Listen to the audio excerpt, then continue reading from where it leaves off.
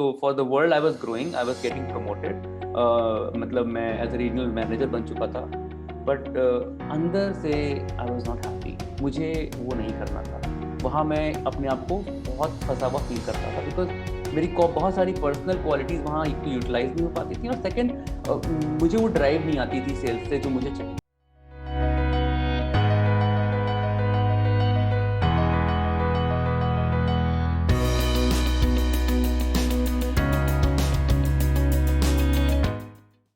एक शख्स जिन्होंने अपने कैरियर के दौरान अपनी नेतृत्व क्षमता से, अपनी टीम मैनेजमेंट स्किल्स से 2013 में मुंबई मैराथन के दौरान स्टैंडर्ड चार्टर्ड की एक टीम एक्टिविटी को लिम्का बुक ऑफ रिकॉर्ड्स में दर्ज कराया. एक शख्स जिन्होंने अपने कैरियर के दौरान 50 से ज़्यादा ऑर्गेनाइजेशंस में 400 से ज़्यादा वर्कशॉप्स कंडक्ट की, और इन वर्कशॉप्स से हजारों लोगों की ज़िंदगी में उन्हें ऐसे निर्णय लेने में मदद की ताकि वो उन निर्णयों से सफलता की राह पर जाएं. तो क्या लगता है आपको कि जिस शख्स ने हजारों लोगों को अपनी जिंदगी में सफल निर्णय लेने में मदद की हो, क्या उस शख्स की अपनी जिंदगी का हर फैसला सफल रहा होगा, या फिर एक आम इंसान की तरह ही उन्हें भी असफलताओं का, चुनौतियों का सामना करना पड़ा होगा?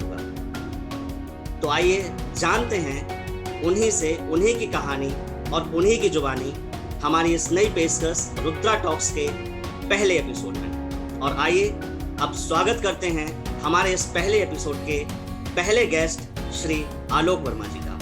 स्वागत है सर आपका. नमस्कार, थैंक यू सो मच, बहुत बहुत धन्यवाद. शुक्रिया सर, आपने हमारा इनविटेशन स्वीकार किया और आप आए आज हमारे इस पहले एपिसोड के लिए. मैं आपसे जानना चाहता हूं कि आपकी जो कैरियर जर्नी है वो किस तरीके से रही, सो उसके बारे में आप अपनी शॉर्ट ग्लिम्स अगर हमारी ऑडियंस को इंट्रोड्यूस कर सकें.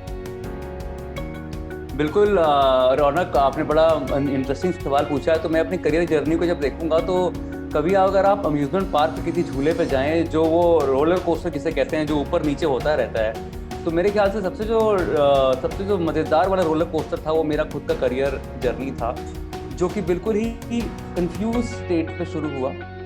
बिकॉज मुझे ठीक से नहीं पता था कि उस वक्त मुझे क्या करना है. जो मैंने प्लान्स किए थे वो मेरे पहले ही फेल हो गए, और जब पहले मेरे प्लान फेल हो गए तो मुझे समझ ही नहीं आ रहा था कि मुझे क्या करना है. और वहाँ से जाके मैंने करियर भी नहीं, एक जॉब से शुरुआत करी, और करियर तो पता भी नहीं था किसे कहते हैं. और उसी जॉब के बाद अगली जॉब के बाद फिर एक वक्त आया जब जॉब से सीखना शुरू किया, और जॉब से सीखते सीखते मतलब जो कहते हैं ना, you learn the hard way, उस तरह से मैंने धीमे धीमे करके एक जगह पे अपनी स्टेबिलिटी क्रिएट की और वहाँ से करियर को बिल्ड किया. तो शुरुआत तो और जर्नी तो कुछ ऐसी ही रही है जैसे कि रोलर कोस्टर की होती.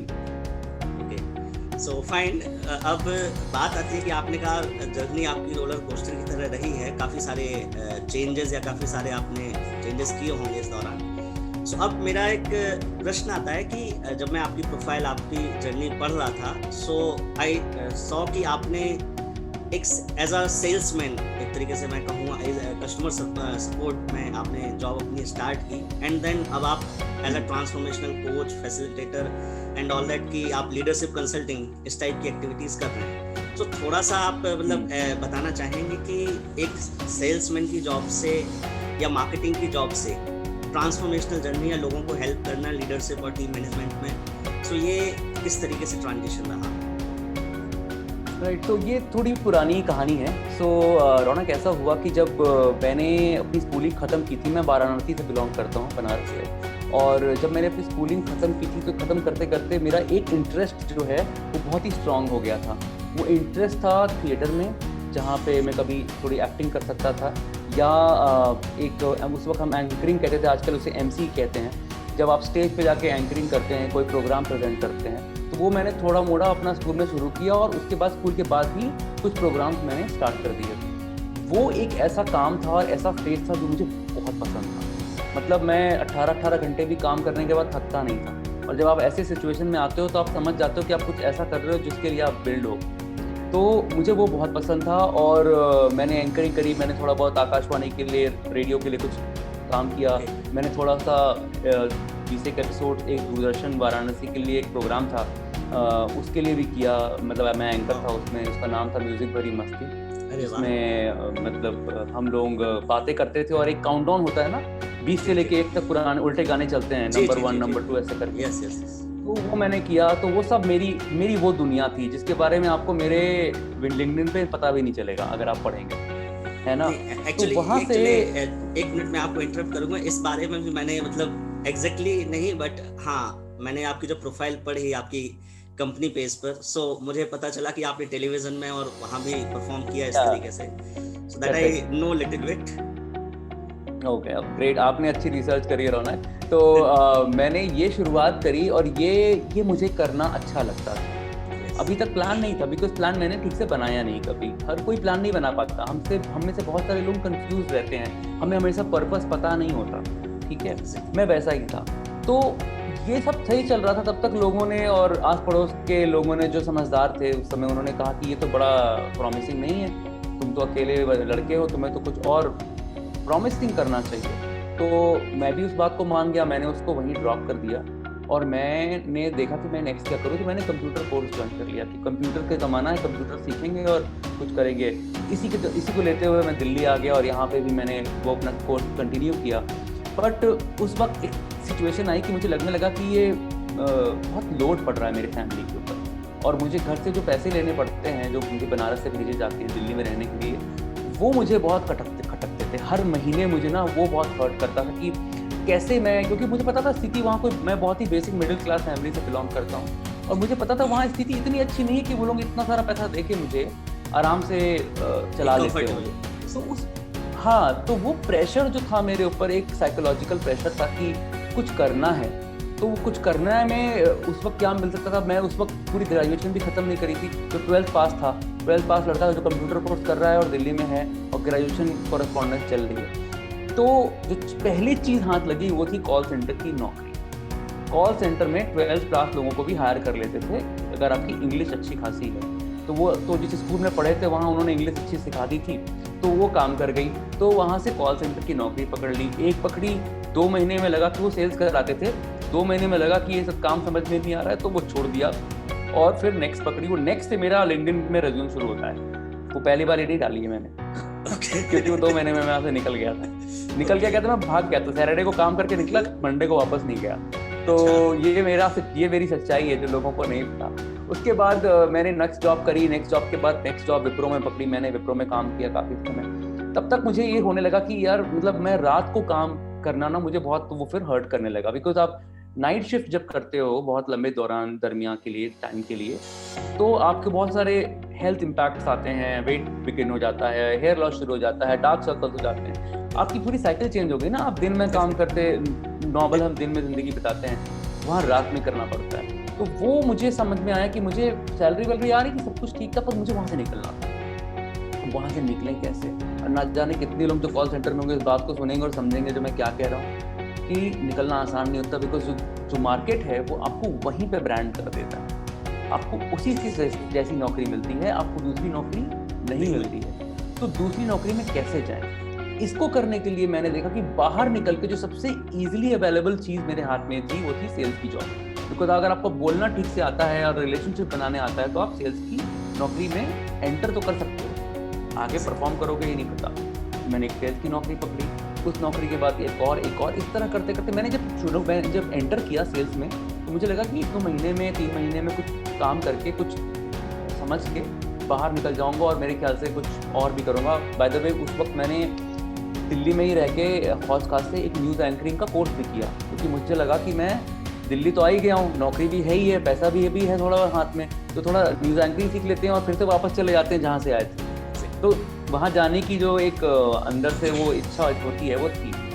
पर ये सोचते हुए कि निकलेंगे और कुछ चेंज करेंगे, 8 साल निकल गए और उसी के अंदर मैं रहा और मेरी ग्रोथ होती रही। तो for the world I was growing, I was getting promoted, मतलब मैं एज ए रीजनल मैनेजर बन चुका था।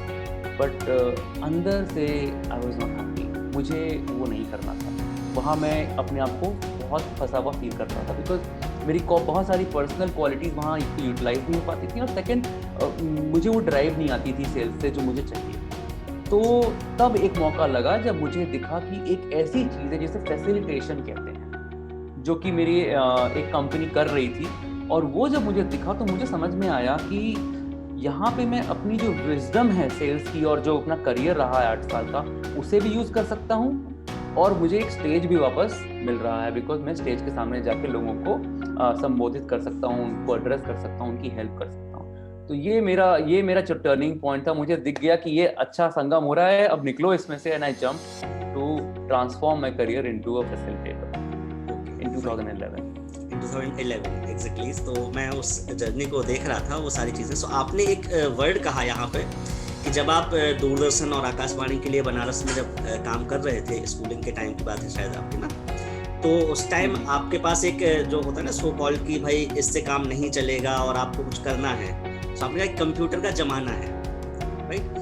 सो अब एक वर्ड आता है, जैसे जिस तरीके से मैं काम कर रहा हूँ या जिस तरीके से मेरा प्रोफेशन है, सो यहाँ पे क्या आता है ना कि जब स्टूडेंट से हम इंटरेक्ट करते हैं तो सबसे बड़ी प्रॉब्लम्स उनके दिमाग में यही आती है कि जब उन्हें आप कैरियर पाथ के बारे में बात करो कि क्या करना है क्या नहीं करना है, so they all are stuck with कि भाई कंप्यूटर का जमाना है, और एग्जैक्टली वो फाइंड आउट नहीं कर पाते हैं कि उस कंप्यूटर के ज़माने में वो एग्जैक्टली कहाँ बिलोंग करते हैं, आइदर कंप्यूटर के एप्लीकेशंस में और कंप्यूटर के डेवलपमेंट्स में। सो एक छोटा सा मतलब एक क्वेश्चन मेरा ये था कि क्या आप कोई इस तरीके से गाइड कर सकते हैं, कुछ बता सकते हैं कि भाई अगर किसी एक पर्टिकुलर चीज़ के लिए ग्लोरिफिकेशन चल रहा है मार्केट में, बिकॉज मार्केट की ये टेंडेंसी है कि हर एक सिचुएशन के दौरान कुछ ना कुछ ग्लोरीफाई किया जाएगा। सो उस एक पर्टिकुलर स्टेज पे आप अपनी कॉलिंग को, अपने पर्पस को, ऑब्जेक्टिव को कैसे फाइंड आउट करें? तो इस पर थोड़ा सा। बहुत ही अच्छा क्वेश्चन पूछा रौनक आपने। देखिए, ये ना बहुत गंभीर मैटर है, बिकॉज इस एक चूक से लोग अपने करियर में 8-8, 10-10 साल, 15-15 साल काम करके भी खुश नहीं रहते। मैं भी वहीं से आया हूँ। और उसके बाद जब मिड लेवल में पहुँचते हैं, 10-15 साल काम कर लेते हैं, तो फ्रस्ट्रेशन बिल्ड होने लगती है कि यार, क्योंकि कहीं ना कहीं आप सही नहीं जा रहे, आपकी रोड डिसअलाइन हो गई, अनअलाइन हो गई, जो आप वर्ड यूज़ कर लो, तो वो वहाँ तक जाने को और 10 साल बाद पछताने, 15 साल बाद पछताने से अच्छा यहीं पे ठीक करो। और यहाँ ठीक करने का तरीका बहुत सिंपल है। आप कंप्यूटर मत देखो या कोई डोमेन मत देखो। एक होता है, लोग कहते हैं मुझे इंजीनियरिंग करनी है, तो इंजीनियरिंग में क्या करना है, ये क्या कहाँ से निकल के आएगा? ये आएगा आपके अपने एनालिसिस से, और अपना एनालिसिस आपके अपने पीक फॉर्म को देख के होता है। और पीक फॉर्म बहुत सिंपल है। हर स्टूडेंट सिर्फ एक छोटी सी एक्सरसाइज करे कि अपना एक पीक डायग्राम बनाए। पीक डायग्राम में क्या है, 3 छोटी छोटी पहाड़ की चोटियां बनाए और उन चोटियों के ऊपर 3 या 4 वो चीजें लिखे जो उनके पूरे जीवन में उन्हें सबसे ज्यादा प्राउड फील कराती हैं। वो ऐसा कौन सा मोमेंट था जब आपने सबसे ज्यादा प्राउड फील किया, जब आपको लगता है आपने सच में कुछ अचीव किया। ये लिख के सबसे ऊपर, जैसे फॉर एग्जाम्पल स्पोर्ट्स डे में जीत गए, या किसी क्लास में फर्स्ट आए, या कहीं पे आपने पोएम लिखी और पढ़ी, या कुछ भी, या आपने बहुत अच्छा खाना बनाया। मैं इसको ब्रांड नहीं कर रहा, कुछ भी हो सकता है। उसे लिखें, उसके नीचे लिखें कि उस वक्त आप क्या कर रहे थे, किनके साथ थे, आपका वातावरण क्या था, आप क्या कह रहे थे, आपने ऐसा क्या किया जो आप अलग निकल गए, सबको आपकी पहचान हुई। वो सब कुछ लिखें और तब देखें कि इन तीनों पीक्स या चारों पीक्स के संगम से मुझे किस करियर में, किस पाथ में ये चीज़ें संपूर्ण होती हुई आगे मिलेंगी। अगर आपको वो बिहेवियर आपके करियर में मिलेंगे तो आपको कोई रोक नहीं सकता सक्सेसफुल होने से। नहीं मिलेंगे तो आप उसे ढूंढते रहिए, क्योंकि आपकी वो सकते हैं। ये एक तरीका है इसे फाइंड करने। एग्जैक्टली, आपने बहुत सही कहा। और सबसे इम्पोर्टेंट चीज़ जो आपने कही ना कि 10-15 साल जब आप मिड लेवल पर आ जाते हैं, सो वहाँ पर फिर रिग्रेट के अलावा कोई आपके पास ऑप्शन नहीं बचता, क्योंकि आप 10 साल पहले, या ये कहें कि टाइम तो आप पहले जा नहीं सकते।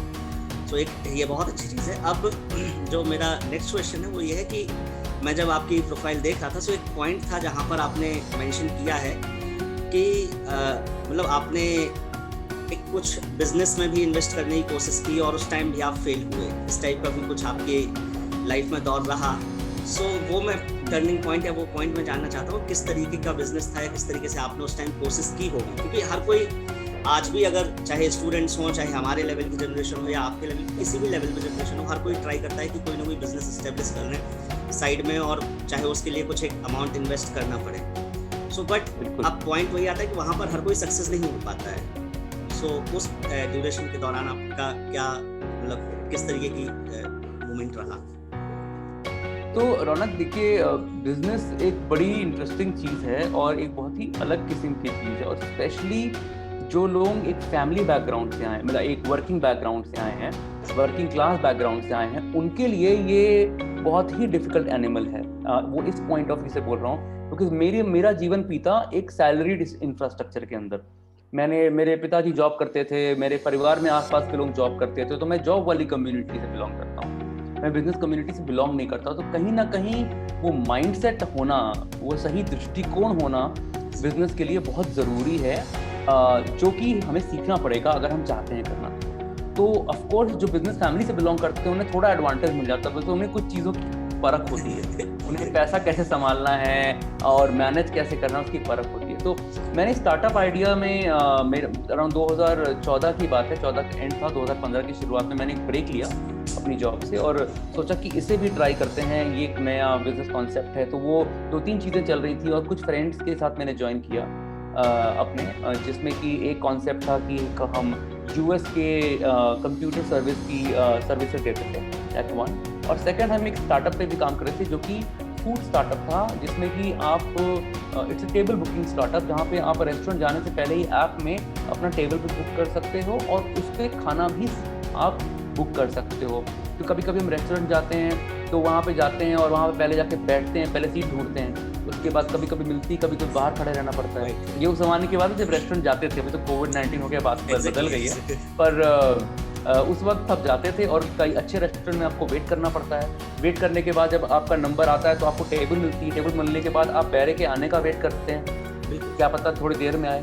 फिर आप उसके बाद सोचना शुरू करते हैं मनी को पाने के बाद कि खाएंगे क्या, और उसके बाद जो है आप ऑर्डर करते हैं और फिर वो खाना आता है। इस सब में हाफ एन आवर का पीरियड लगता है। But what if you are a very busy person, तो आप क्या करेंगे? तो वहाँ पे उस प्रॉब्लम को सॉल्व करने के लिए हमने एक स्टार्टअप सोचा, उसका नाम था हॉट एंड सेट, और उसका मतलब था कि आप घर से निकले, ऑफिस से निकले, अपने ऐप खोला, ऐप में आपने टेबल भी बुक करी और खाना भी डिसाइड कर लिया। 4 लोग गाड़ी में बैठे हैं, आपने पूछा अच्छा तुम क्या खाओगे, यहाँ पे ये सब मिल रहा है, वो वाला काम आपने गाड़ी में कर लिया, ऐप में बुक किया और आप वहाँ के लिए चल दिए। आपका खाना वहाँ पे बना के आपके लिए रेडी कर दिया जाएगा। ऑफकोर्स एक कमिटमेंट होगा कि आप आएंगे और जब आप पहुँचेंगे तो आपको तुरंत वो सर्व हो जाएगा, just to save your time. ये हमारा कॉन्सेप्ट था और हमने बहुत मेहनत करी इसके ऊपर, और इसके लिए बहुत सारे रेस्टोरेंट में, नोएडा के कोई भी रेस्टोरेंट नहीं बचा जहाँ मैं नहीं गया था। पर्सनली जाके मैं रेस्टोरेंट ओनर से और होटल ओनर से मैं बात करता था अपने टीम के साथ कि हम कैसे इसको इनकॉर्पोरेट कर सकते हैं, हम कैसे ट्रायल रन कर सकते हैं। Always good. बट इसमें एक चीज़ ये हो गई कि मतलब हम ना कहीं अपना प्लानिंग में या किसी एक स्टेज में हम बहुत अच्छे से नहीं कर पाए, तो वो अप्लाई नहीं किया आइडिया, और एक लेवल के बाद आपके फंड भी एग्जॉस्ट हो जाते हैं, वो सब चीज़ हुआ। और जो एग्जिस्टिंग बिजनेस था वहाँ पे कुछ लॉस हुआ, और लॉस के बाद वक्त जब मुझे इसको समझना था कि कैसे संभालना है, तो मेरे पास पैसे तो अपने थे नहीं, तो मैंने कहा यार चलो बिजनेस है, बिजनेस तो रिटर्न करेगा ही करेगा। मैंने क्रेडिट कार्ड से लोन लेके वहाँ पे पैसे दे दिए to get the business running, और हुआ ये कि वो क्रेडिट कार्ड के पैसे वापस नहीं आए और बिजनेस बंद हो गया। अब एक सिचुएशन ऐसी आई 2017 के एंड में, मैं शायद मेरे ख्याल से 18 के बिगिनिंग में, कि I was there with 8-9 lakh rupees का डेट, विच मुझे क्रेडिट कार्ड कंपनी को देना था, जो पैसा मेरे पास था नहीं और जहाँ कहीं से वापस आना था, और उसको उतारते उतारते मुझे कई साल लग गए। तो ये मेरा एक जर्नी का स्टोरी है जिसमें काफ़ी स्ट्रेस था उस पीरियड में। और जब क्रेडिट कार्ड कंपनी और बैंक के पैसे आपके पास होते हैं तो बैंक आपको भूलने नहीं देता, आपको वो हर तरह से याद दिलाता रहता है हर तरीके से। तो वो फेज भी रहा है जिंदगी में। ये आपने बहुत अच्छी चीज़ बताई, क्योंकि बिजनेस हर किसी के लिए नहीं होता है, क्योंकि आपको एक डेफिनेटली माइंडसेट चाहिए होता है जहाँ पर आप बिजनेस को संभाल सकें, जहाँ पर आप ये समझ सकें एटलीस्ट कि जो पैसा आप कहीं से, जैसे लेट्स से कि आपने कहा क्रेडिट कार्ड से या जहाँ से भी आपने लोन लिया एक तरीके से, तो वो आपको किस तरीके से रिटर्न करना है, उसकी अगेन एक प्लानिंग और उस तरीके से। और दूसरी चीज़ रौनक, अगर आपको क्लैरिटी नहीं है तो एटलीस्ट वो पैसे मत यूज करें जो आपके हैं नहीं। For example loan money, credit card money, if you have money with you, अगर आपका पैसा रखा हुआ है और आप उसे रिस्क लगाने पे करना चाहते हैं, बिजनेस में लगाना चाहते हैं, गो फॉर इट। पर अनलेस आप बिजनेस प्लान क्लियर नहीं है, एटलीस्ट कहीं से लेके पैसा मत इन्वेस्ट करें, बिकॉज वहाँ रिस्क फैक्टर बढ़ जाएगा, बिकॉज आप लायबल हैं, आपको वापस करना पड़ेगा, you can't run away from that. ये बहुत बड़ी सीख मुझे मिली लाइफ, ये मेरा लाइफ लेसन है डेफिनेटली। और ये पॉइंट मुझे भी काफी सही लगा कि अगर आपको रिस्क लेना ही है, अनक्लियर कोई ऑब्जेक्टिव हो उसके लिए भी, तो आप अपने सेविंग से, अपने पैसे से भले ही कर दीजिए, बट क्रेडिट कार्ड और loan definitely not a good. मैं रौनक पिछले मुझे बहुत सारे यंगस्टर्स पूछते हैं क्रेडिट कार्ड के बारे में कि लें कौन सा लें एंड ऑल ऑफ दैट। मैं उन्हें बताता हूँ कि इस एपिसोड के बाद पिछले 4 साल से मैं बिना क्रेडिट कार्ड के जिंदगी जी रहा हूँ और बहुत ही अच्छी चल रही है। मुझे नहीं चाहिए क्रेडिट कार्ड, और मुझे कभी क्रेडिट कार्ड कंपनी वाले गलती से फोन कर देते तो उनको बता देता हूँ तो सब खत्म हो गए credit card. I am happy with that, मैंने बहुत देख लिया अच्छे से। तो मुझे पता है कि उसमें कुछ एडवांटेज नहीं, वो जो छोटे छोटे ब्राउनी पॉइंट मिलते हैं ना कि ये पॉइंट मिल जाएंगे नॉल हो जाएंगे, ये सब बेवकूफ बनाने का तरीका है, उससे कुछ अच्छा नहीं है। ज्यादा लॉस हो जाता है अगर आपका बैलेंस मिस हो जाए तो। Exactly. और मैंने कोट लिखा था कुछ समय पहले लिंक्डइन पे कि don't spend the money which you don't have. Exactly. और this is my learnings, I never spend the money which. आपने ये बहुत अच्छा पॉइंट कहा कि क्रेडिट कार्ड से ना वो जो ब्राउनी पॉइंट्स है, कुछ पॉइंट्स होते हैं कि आप ये एक्यूमुलेट कर लेंगे, वो जस्ट एक आपकी साइकोलॉजी को चेंज करने के लिए होते हैं कि आप किसी तरीके से ज्यादा एक्सपेंड करिए, फिर आप भूल जाएंगे, सो अगेन इंटरेस्ट आप पे आएगा एंड ऑल दैट, फिर आप उसी चक्कर में घूमते रहेंगे और फंस जाएंगे। So that is the reality. But अब मेरा नेक्स्ट पॉइंट आता है, नेक्स्ट क्वेश्चन जो है वो ये है कि आपका जो वर्क है वो है कि आप लोगों को हेल्प करते हैं थ्रू दी वर्कशॉप्स और through the certain kind of activities की मैनेजमेंट लीडरशिप स्किल्स, उसके थ्रू क्लैरिटी और वेल्थ डेवलप करने में आप लोगों को हेल्प करते हैं। So what is your particular strategy और your particular जैसे कहते हैं ना 3 point 4 point what is your strategy कि आप किस तरीके से लोगों को हेल्प करते हैं? राइट, सो रौनक मैं 2 तरह के काम करता हूँ। एक तो मेरी जितनी एसोसिएशन हैं पुरानी ऑर्गेनाइजेशन से, मैं उनके लिए कंसल्टिंग भी करता हूँ। तो अगर कोई ऐसा वर्कशॉप है जहाँ पे कि एक टीम है और उस टीम को एक अच्छी टीम में बदलना है, तो हर जगह टीम होती है। आप किसी भी बिजनेस को ले लो, किसी भी ऑर्गेनाइजेशन को ले लो, लोग अकेले काम नहीं करते, कुछ लोग साथ में काम करते हैं। जब उन्हें साथ में काम करने के लिए जब वो करना शुरू करते हैं तो उनको समझ में आता है कितने चैलेंजेस हैं। एक साथ काम कर लेना और अच्छे से समन्वय से काम कर लेना एक बहुत बड़ा चैलेंज है, और हम सब जानते हैं उसमें कितनी रेजिस्टेंस है। पर्सनल इश्यूज भी होते हैं, प्रोफेशनल इश्यूज भी होते हैं। उनको जब सॉल्व करना होता है तो हमें टीम बिल्डिंग करानी पड़ती है। एक तो मैं टीम बिल्डिंग कराता हूँ अपने जो भी पार्टनर कंपनी है उनके साथ, एक तरह से वो मदद करता हूँ। और जो दूसरा मेरा सिग्नेचर प्रोग्राम जिसकी आप बात कर रहे हैं, it's called accelerated transformation mastermind. इसका मतलब बेसिकली यही है कि हम कैसे अपने लाइफ में वो ट्रांसफॉर्मेशन लाएं जिसकी उसको जरूरत है। और ये बेसिकली उन लोगों के लिए जो मैं पहले बात कर रहा था, जिन्होंने पहले शुरुआत में वो नहीं किया, अब वो 35 से 43 साल 45 साल की एज में आ गए हैं और वो रियलाइज, या 30 साल की एज में हैं और वो रियलाइज कर रहे हैं कि ये जो मैं कर रहा हूँ ये चल तो रहा है, बट यहाँ मुझे जाना नहीं था, मेरा डायरेक्शन कुछ और था। हम निकले थे माउंटेन्स के लिए, पहुंच गए सी बीच।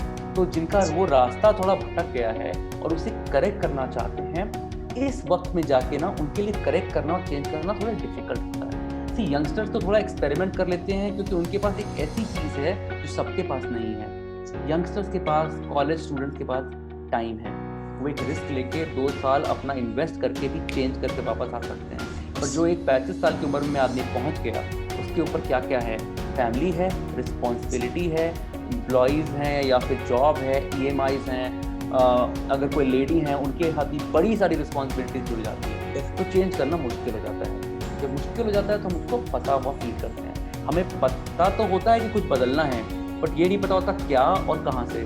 तो इन सवालों का जवाब देने के लिए ये मैंने प्रोग्राम तैयार किया है। इसमें हम अपना पर्सनल कंपास डेवलप करते हैं पहले, किसी और का कंपास फॉलो नहीं करते, बिकॉज ज़्यादातर लोग ना किसी और का कंपास फॉलो कर रहे हैं। कंपास कैसे फॉलो कर रहे हैं, कॉलेज में वो भैया बहुत अच्छा कर गए, वो वाला सब्जेक्ट लेके मैं भी ले दूंगा। मेरे वो मौसा जी थे या मेरे चाचा जी थे जिन्होंने ये काम किया, मैं भी वो बन जाऊंगा। मेरे माता पिता ये करते हैं तो मैं भी वही करूंगा। अच्छी बात है लोगों को फॉलो करना, या कोई आइडियल है आपका, चेतन भगत ने ऐसा किया तो मैं ये करूंगा। दोस्त, आपकी कहानी आपकी अपनी है, तो आपका कंपास भी आपका अपना होगा। भगवान ने यूनिक फिंगरप्रिंट बनाया है ना, तो आपका कंपास भी यूनिक है। और इसको समझने में लोगों को टाइम लगता है। ये हम पहले डेवलप करते हैं, अपना कंपास डेवलप करते हैं, फिर अपना डायरेक्शन डेवलप करते हैं, फिर अपना करियर ब्लूप्रिंट डेवलप करते हैं कि अब आगे क्या कर सकते हैं और अपने ऑप्शंस क्या क्या हैं। और हम ये भी समझते हैं कि एक उद्देश्य नहीं होता। ये मैं जो बता रहा हूँ ये एक अलग थ्योरी है, बिकॉज लोग कहते हैं यार एक पर्पस होना चाहिए। ऐसा नहीं है, ये बहुत बड़ा मिथ है और आधे से ज़्यादा दुनिया इससे परेशान है। तो मैं पहले बताना चाहता हूँ कि ऐसा नहीं है कि एक पर्पस होता है, पर्पस कीप्स चेंजिंग। जो मेरा पर्पस ऑफ लाइफ था when I was 20 years old has change when I am 40 years old। Things change. So हम समझते हैं कि कुछ अगर नहीं हुआ या कहीं आपको फेल फील हो रहा है, इट्स ओके, वो एक फेज था, अभी नेक्स्ट फेज आ गया, अब इसको कैसे करेंगे बिल्ड, इस पे बात करते हैं। तो इस तरह से विद इन 4 weeks हम एक ऐसा सिस्टम के थ्रू गुजरते हैं जिससे हमें 2-3 चीज़ें बहुत अच्छे से समझ में आ जाती हैं। एक तो हमारे ऑप्शंस क्या क्या है, प्रैक्टिकल ऑप्शंस, मतलब ड्रीम ऑप्शंस नहीं। अब मैं अगर 40 years का हो गया और मैं कहूँ मुझे फिर से डॉक्टर बनना है, मैं बन नहीं पाया स्टार्टिंग में, तो भाई 10 साल कहाँ से लाऊं, 10-11 साल के लिए पढ़ना पड़ता है, तो वो प्रैक्टिकल नहीं है। ड्रीम है तो प्रैक्टिकल ऑप्शंस क्या है, पहला। दूसरा, उसको एग्जीक्यूट करने के लिए स्टेप्स कैसे करने होंगे। और तीसरा, उसके लिए किसकी हेल्प लेनी होगी। और लोगों को विश्वास नहीं होता, हेल्प हमारे आसपास होती है, बहुत करीब होती है, और हम उसे एक्सप्लोर नहीं कर पाते क्योंकि हमें पता नहीं होता। तो all these things we do in the program. और इसके बाद हमारा जो रिजल्ट है वो ये है, we have clarity, we have a path, and if we are brave enough we can transform. ये आपने बहुत सही कहा। और सबसे इम्पॉर्टेंट चीज़ जो आपने इसमें कही, जो मतलब जिसमें मैं एक फर्दर ऐड करना चाहता हूँ, आपने ये कहा कि पर्पस लाइफ के स्टेजेस के हिसाब से चेंज होता रहता है, ऑब्जेक्टिव आपकी लाइफ के स्टेजेस के हिसाब से चेंज होता है। बट इसमें जो मेरा व्यू पॉइंट है कि पर्पस आपका चेंज होता रहेगा, ऑब्जेक्टिव्स चेंज होते रहेंगे जैसे जैसे आप लाइफ में प्रोग्रेस करेंगे। बट एक सबसे इंपॉर्टेंट चीज़ होती है कि आपकी जो कोर स्किल्स होती हैं, कोर स्ट्रेंथ्स होती हैं, या जो जैसे हम कह सकते हैं नेचुरल स्किल्स होती हैं, वो कहीं ना कहीं आपकी कॉन्स्टेंट रहती हैं। सो अगेन उन स्किल्स को लेके आप डेफिनेटली किसी भी स्टेज में हो, आप प्रैक्टिकल सॉल्यूशंस डेवलप कर सकते हैं अपनी लाइफ में। सो दैट इज की जो मेरा अपना पर्टिकुलर मानना है। नहीं, बिल्कुल आपने सही कहा रौनक, ये वहीं से कनेक्ट करता है जो मैंने पीक्स की बात करी थी। वो जो हमारी स्ट्रेंथ हैं वो हमारे अपने हैं। सबसे बड़ी चीज़ ये है कि हम में से बहुत सारे लोग अपनी स्ट्रेंथ समझते नहीं, उन्हें आइडेंटिफाई नहीं करते हैं। कभी कभी हमें कोई और बता देता है कि हमारे स्ट्रेंथ क्या है, हमें इतना भी क्लैरिटी नहीं होती। तो वो आइडेंटिफाई करना ज़रूरी है और वो हमें हेल्प करेंगे पूरी जर्नी में। बट डेस्टिनेशन थोड़ी थोड़ी बदलती है। मुझे एक ओवरऑल पर्पस है कि हाँ मुझे ये बनना है लाइफ में, और उसके रास्ते बदल सकते हैं। तो जो हमारा करियर ग्राफ है वो कभी सीधा नहीं जाता, वो फ्लक्चुएट करता है, कभी ऊपर गया, कभी बिल्कुल नीचे गया, फिर थोड़ा सा ऊपर थोड़ा सा नीचे। जैसा कि एक ईसीजी देखा होगा ना आपने कैसे बनता है, बिल्कुल, बिल्कुल, बिल्कुल। वैसे ही बनता है करियर ग्राफ। जो ये सोच के बैठा है कि वो यूं जाएगा, वो बहुत बड़ी कंफ्यूजन में है, उससे वो मिलेगा नहीं, तो फ्रस्ट्रेशन होगी भी। क्या हो गया, how I am following. Definitely. और सबसे बड़ी चीज, स्मूथ अगर आप सोचते हैं, कोई भी सोचता है, सो स्मूथ प्रोसेस कुछ भी नहीं है। जस्ट एक है कि आपको कहीं ना कहीं हर्डल्स आएंगे, आप उनको ओवरकम करेंगे, एंड देन अगेन आपके नेक्स्ट चैलेंजेस के लिए आपको प्रिपेयर होना पड़ेगा। So that's again a good thing.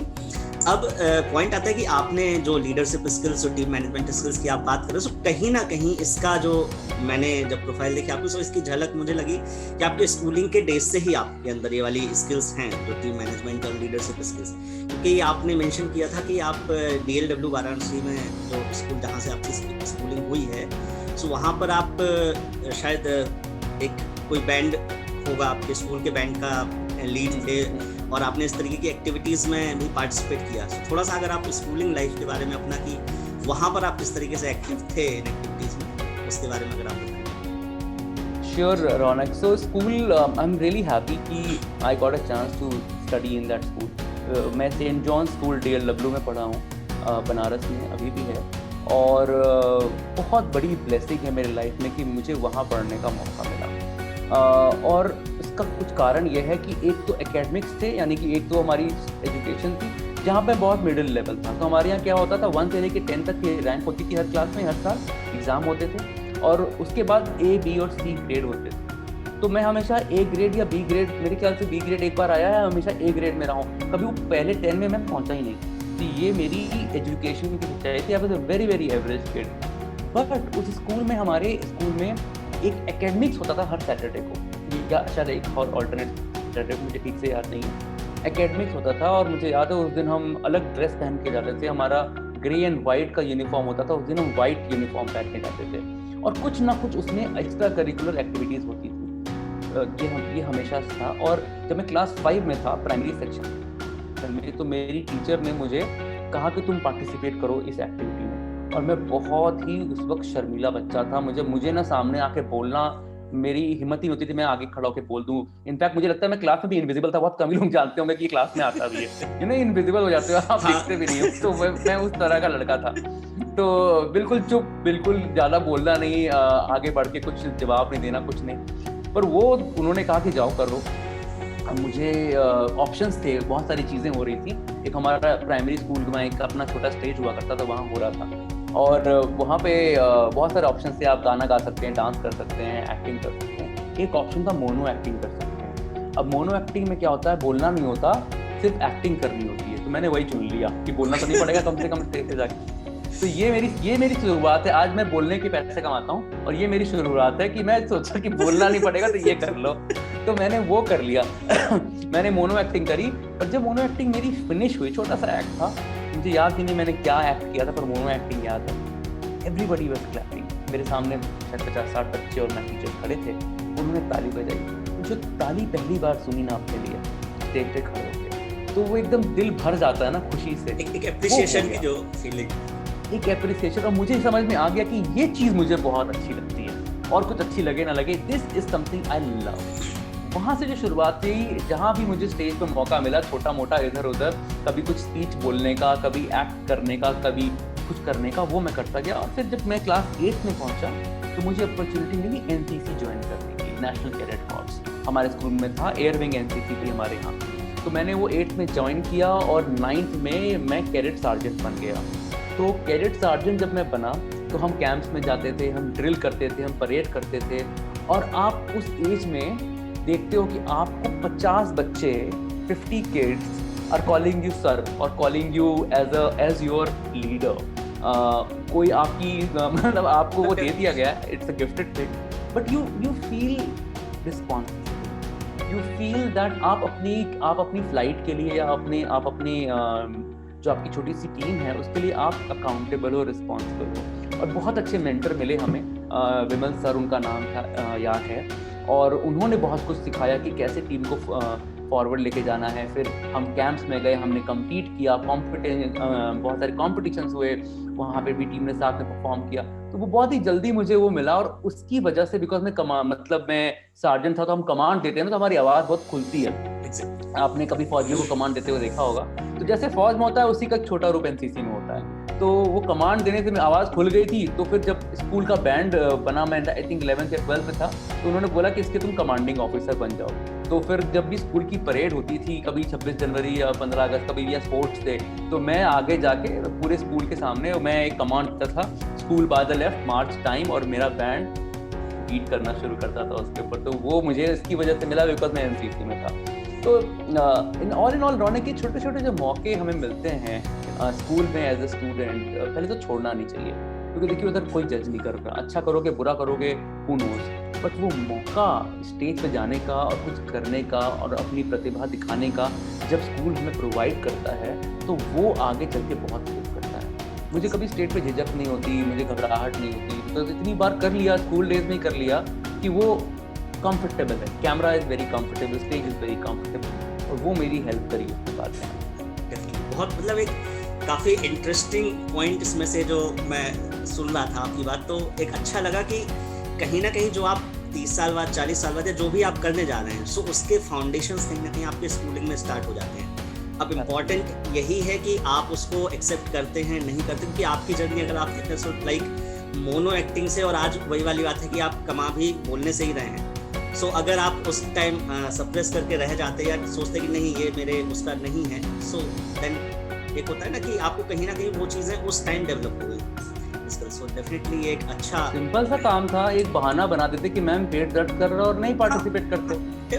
नहीं होता। इवन आज भी अगर मैं आपको बताऊं, तो जब मैं कॉलेज में पढ़ाता हूँ या क्लास में बच्चे जब लेट आते हैं ना, सो वही सिली से बहाने कि मैं अभी जस्ट आया हूँ, बस लेट हो गई थी, पेट दर्द। सो लाइकवाइज था कि वो बहुत इजी होते हैं बहाने बनाना उस पर्टिकुलर मोमेंट पे, बट उसी पर्टिकुलर मोमेंट पे आपके पास एक ऑप्शन होता है कि कहीं ना कहीं बहुत बड़ा स्टेप नहीं, बट एक छोटे छोटे से स्टेप्स लेके अपने आप को एक्सप्लोर करें, एनालाइज करें, एंड देन शायद पता चले कि उसी से आपकी एक राह तय हो जाए और एक आप सक्सेस पाथ पे निकल जाएं। सो डेफिनेटली एक अच्छा लेसन रहा आपकी लाइफ से।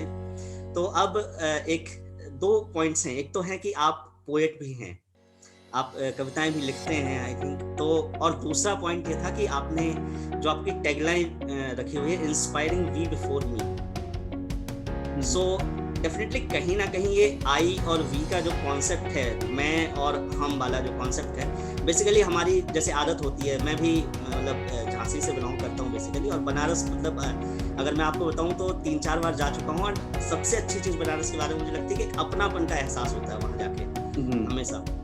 तो मैंने अपनी तरफ जो ये बनारस, इलाहाबाद, झांसी, हमेशा जो बोलने का एक तरीका देखा ना, वो एक होता है कि मैं कभी अपने आप को ये नहीं कहूँगा कि मैं रौनक गुप्ता, हम ऐसा काम कर रहे हैं, हम इस तरीके से। कहीं ना कहीं वो एक अपनेपन का टच तो आ जाता है, बट जब आप प्रोफेशनल लाइफ में आते हैं, जब आप कैरियर में आगे बढ़ते हैं, तो आपको लगता है कि कहीं ना कहीं मेरे ऑब्जेक्टिव्स आपके अपने कन्फाइंड हो जाते हैं। सो आपने उस वक्त पे जो टैगलाइन रखी, इंस्पायरिंग वी बिफोर मी, उसका थोड़ा सा आप कॉन्सेप्ट क्या है, किस तरीके से आप उस टैगलाइन को चूज किया? तो ये टैगलाइन ऑनेस्टली मेरी नहीं है, ये टैगलाइन हमने डेवलप की थी मेरे पुरानी ऑर्गेनाइजेशन में, फोकस यू में एक पूरी एक्सरसाइज करी थी 1 दिन या 2 दिन की, जिसके बाद ये निकल के आया कि ऑब्जेक्टिव क्या है। बट इस टैगलाइन का डेप्थ बहुत है।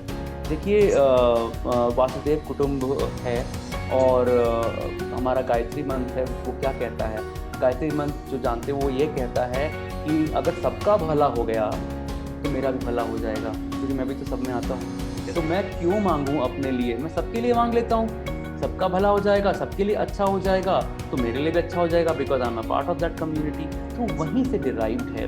और दूसरी चीज़ आप ये देखेंगे रौनक कि हमारा जो एग्जिस्टेंस है मनुष्य का, मानव का, वो शुरुआत ही कम्युनिटी से हुआ। एक बुक है सेपियंस करके, अगर आप कभी मौका लगे तो पढ़िएगा अगर, और बहुत ही अमेजिंग बुक है। उसमें ये बताया कि हम तो नोमैड्स, हम तो जो हमारी कम्युनिटी थी जंगलों में घूमते थे, और पहले के ज़माने में जो हमारे एंसेस्टर्स थे वो शिकार करते थे और तो जानवर की तरह ही शुरुआत करी। पर जो सबसे बड़ा एडवांटेज था इस समुदाय का, जिसकी वजह से ये इतना डेवलप हुआ, वो ये था कि साथ में आके एक साथ कम्युनिटी बना के रहना और एक साथ काम करना, चाहे वो शिकार हो, चाहे वो फाइटिंग हो, चाहे वो लिविंग हो, व्हाटएवर।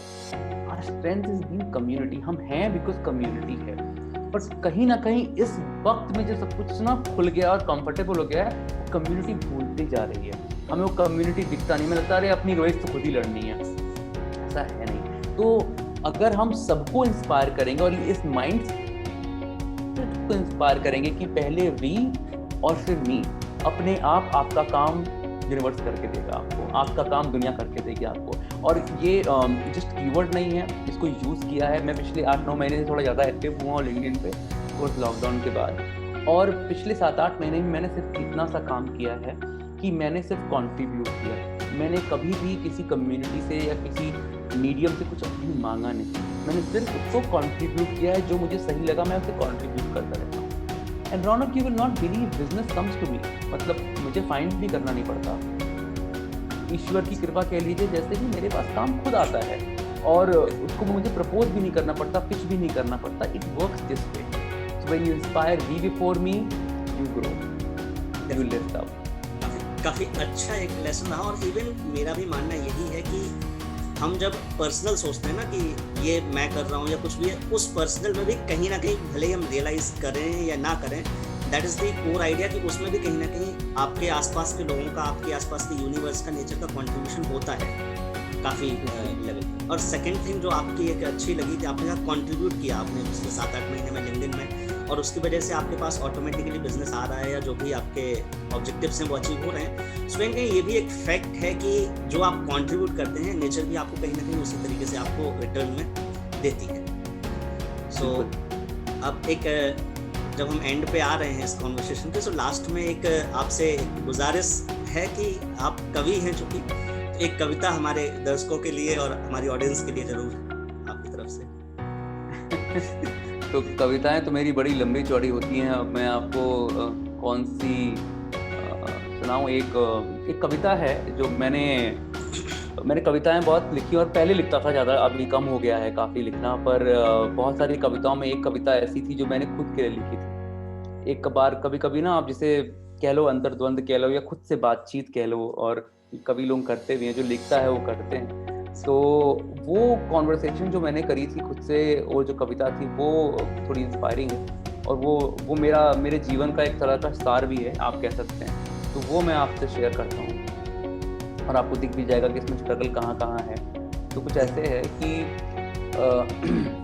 ओस की एक बूंद जैसे सूखे दिन के ताप से, ओस की एक बूंद जैसे सूखे दिन के ताप से, जम गए सब आंसू मेरे यूं ही अपने आप से। जो पड़ा है वज्र मुझ पे, जो पड़ा है वज्र मुझ पे, तो मैं गम को क्यों सहूं। रोते होंगे दुनिया वाले, मैं भी क्यों रोता रहूं। देखा मैंने काफी जीवन, बात इतनी साफ है, जो भी पाना जो भी खोना करना अपने आप है। और बढ़ गए जो सारे आगे, तो मैं क्यों पीछे रहूं। दे तसल्ली दिल को अपने, आंखें क्यों सींचते रहूं। जो मैं जाऊं हार फिर भी सोचूं कैसे हारा मैं, जो मैं जाऊं हार फिर भी सोचूं कैसे हारा मैं। कर ना पाऊं एक पल भी हार को गवारा मैं, फिर मैं दौड़ूं और बल से जीत के दिखलाऊंगा। फिर मैं दौड़ूं और बल से जीत के दिखलाऊंगा। है बना क्या लक्ष्य ऐसा जिसको मैं ना पाऊंगा। मुंह छुपा के सोने वालों में ना मेरा नाम हो, काम अपना करते जाना बस ये मेरा काम हो। मोह इतना बांट पाऊं दिल को सबके जीत लूं, दे सकूं मैं सबको गर्मी उसके बदले शीत लूं। और जो मरूं में लोग बोले क्या अनर्थ हो गया, जो मरूं में लोग बोले क्या अनर्थ हो गया। ऐसा लगता है कि दिल का कोई हिस्सा खो गया। जो करूं मैं सब ये सब तब ही मेरा अर्थ है, वरना जीवन इस जहां में रहना काफी व्यर्थ है, काम काफी व्यर्थ है। बहुत खूब सर, बहुत खूब। मतलब एक बहुत ही इंस्पायरिंग कि जो भी खोना जो भी पाना सब अपने ही आप करना है। आप बहुत खूब सर, बहुत अच्छा लगा आपने ये कविता हमारे दोस्तों के लिए पढ़ी और इससे काफ़ी इंस्पायरिंग मैसेज मिला। सो आई थिंक कि अभी आपसे सीखने को बहुत कुछ मिला और बहुत कुछ हम कन्वर्सेशन इस तरीके से करते रहेंगे और आपसे बहुत कुछ सीखते रहेंगे। धन्यवाद आप हमारे शो में आए, इसके लिए आपका बहुत बहुत शुक्रिया, बहुत बहुत धन्यवाद। थैंक यू सो मच रौनक, बहुत ही मज़ा आया आपसे बात करके। और अगर आपको और भी मेरी ऐसी कविताएं सुननी है तो आप मेरा यूट्यूब चैनल देख सकते हैं, उसमें एक पूरा एक प्लेलिस्ट है कविताओं की, हर तरह की कविताएं मिलेंगी वहाँ पे। तो you can also go and follow me in their. और थैंक यू सो मच इस कॉन्वर्सेशन के लिए। लग रहा था किसी अपने तरफ के इंसान से बात हो रही है, अपने बनारस के किसी दोस्त से बात हो रही है, तो वो मुझे फील हुआ। तो इसलिए अब बहुत खुल के बताया मैंने सब कुछ जो भी मेरी स्टोरी है। और आई थिंक आपके क्वेश्चन पूछने का तरीका भी बहुत अच्छा लगा। All the best for this series, for your first episode.